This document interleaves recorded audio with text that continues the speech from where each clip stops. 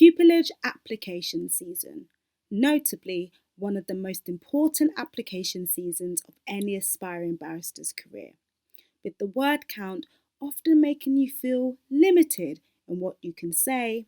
I know that many of you are still planning and prepping for that moment when you finally send off your applications. Although I am not applying for pupillage this year, here are some tips that I gained from current pupils and practicing barristers on the best way to do your application. Hello everyone, my name is Dani aka Dani the Barrister, and I am an aspiring barrister who has just finished a GDL and I'm taking a year out now before I take on the bar course in September.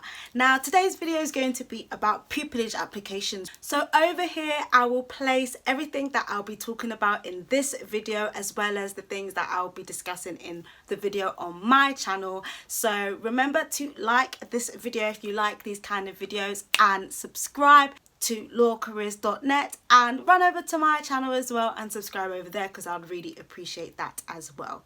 So let's get into the first tip. As a template for your application, or just for a good basic reference point, I would suggest going onto the Pupillage Gateway and see the practice applications that are already on there. This way you can at least have a source where you can really see the bare minimum that you should be putting into that application and what is universally wanted by the different chambers. Now, if you're already at that point where you've written up your applications and you're watching this video, you can use that as a checklist of at least I've got all of these aspects, and then you can build upon your application after that. It's a good reference point. However, I would suggest beefing up your application because you do still want to make it unique to yourself. I've had some people suggest emailing chambers about their application, but I'm kind of in the middle with this. Personally, I think that emailing chambers is great, but I think it's important to acknowledge that chambers are really busy. So it's probably better to see that as a last resort if you have questions about your applications. Instead, consider doing a lot of research, talking to barristers or talking to people that know about the journey to the bar online, through LinkedIn, through social media.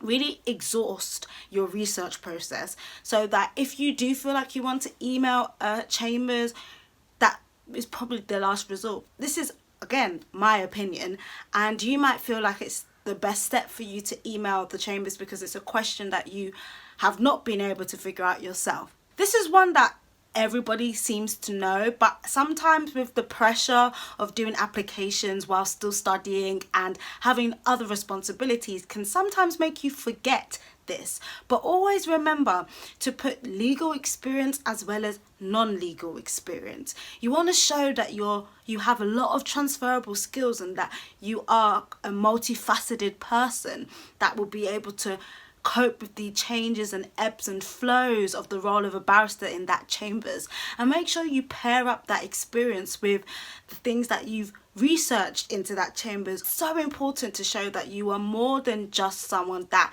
wants to be a lawyer, but someone that has a lot more layers to their character will enable them to be a good barrister. So if you are planning to give in your applications this year, this month, January 2021, these tips should still be helpful, or at least confirm the things that you have done already. I really hope these help.